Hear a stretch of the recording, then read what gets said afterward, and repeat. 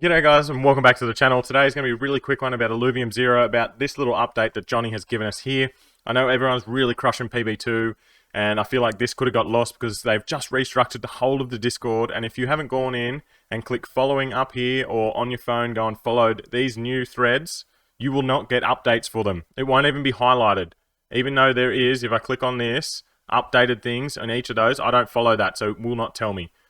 So I feel like if you haven't done that, go ahead and go do that right now, so then you are following the ones that you want to follow. We'll make that a little bit bigger so you can actually read it. This is in the Illuvium Zero discussion section. Johnny dropped this about 12 hours ago and only like 2 or 3 people have commented on it afterwards, and that's why I feel like most people may not have seen this. But he's just talking about a few updates for Illuvium Zero. The main outstanding items is adding the new UI. So there is a lot of screens, he says. As you've seen in all the updates that have been given us, there's so many different buttons that you could click, go down through all the buildings here, there, and everywhere. So they've got to add that to all the screens. Then they go back, and the devs need to go back and to discuss what design changes need to be done on each page. Maybe it doesn't work here, there, and everywhere when they're designed it to what it actually looks like on a phone. So that's the main thing that needs to be done. Hopefully that doesn't take very long. All the art for the regions is done. That has been the biggest hold up for everything. That's why we put everything on hold for this last 10 months or something. And it is done, finally. How bloody good, and how good does it look? I'll ping my video up again if you haven't watched it on my discussion on how good it looks. Obviously, I'm guessing everyone's seen it by now. Maybe not my video, but the leaks video that I'll show a little bit later. So something that they needed to change, well, something else that they're adding is all those animations and additional effects, which are shown on the screen now. You may have noticed in these demo videos that they look amazing, which they do. They look sick. But the thing is, if you have all of those buildings moving and doing all those animations at the same time, it may absolutely look like a bloody circus on your screen. It'd be way too much for your eyes, and it will absolutely smash your phone battery and resolution and just probably not even look good. The performance of your phone will go down to shithouse. Unless you have an absolutely bonkers phone or you're playing it on your computer, it's probably not worth it. So they need to try and go in and find a balance of it not looking dead and flat, or not looking over the top and absolutely like a circus. They need to find that really sweet spot of what moves, how it moves, and all of this sort of stuff. So that's something else that they're going in doing, and then they're adding like the dust and fog between the different areas. They said that's pretty small, so it's not a blocker to release, so they can tweak those animations and bring those in patches as we go. So from these couple of things, I feel like we are a lot closer than what I thought. When I first thought about this, I thought we were like end of October. Now I'm thinking we're like a week or two away. Like, I can really feel like this is coming out soon. Obviously, I don't have any insider information. This is just me going from the gut, what I'm thinking from what I'm reading here. I feel like this is really close. But anyway, he's got a few small game features to design, which he wants to discuss below, which we'll go down to that in a second. He said it shouldn't impact the timeline, only an extra few days. So coding-wise, he'll probably knock them out this weekend. So when I'm looking at this, I could even feel like it could be this week.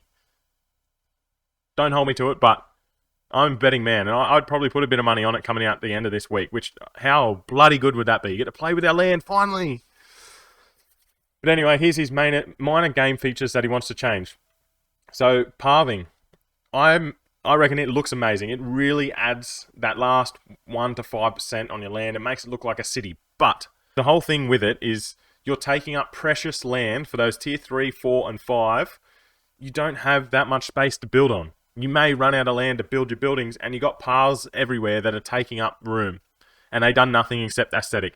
And I was really worried as that people wouldn't buy them, wouldn't put it in because it's free. So their first option was a small boost to efficiency, but it didn't feel right from either a play or a lore point of view. So instead, their new thing is paths now decrease the build and activity time. The more paths near a building, the faster it can operate.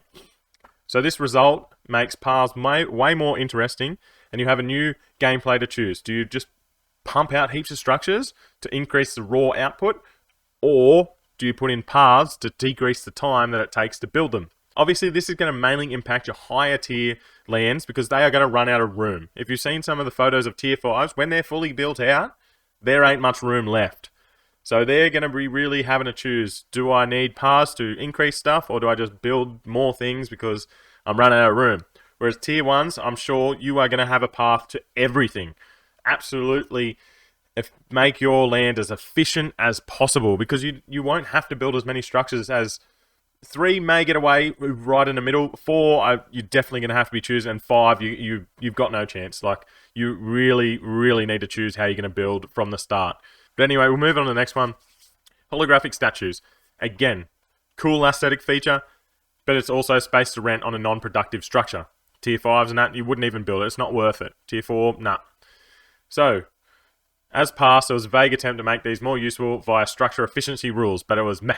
So, instead, displaying the holograph of an alluvial will increase the chance of the scanning success for alluvials that share that affinity with this displayed alluvial. So breaking that down, say I want a Ramfire skin.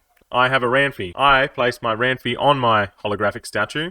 I get a higher chance of scanning fire alluvials. Maybe it's only small, but it still gives you a way to influence what you may be finding when you scan for alluvials. I think this is great.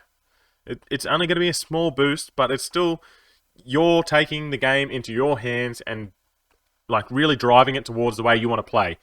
The more power that they give back to the people, which is what Illuvium is all about, the better it's going to be for all of us. Anyway, guys, that's it. That's a quick update. Let me know what you think about these updates that Johnny's put in the Discord down below, and I'll catch you in a video soon. Thanks.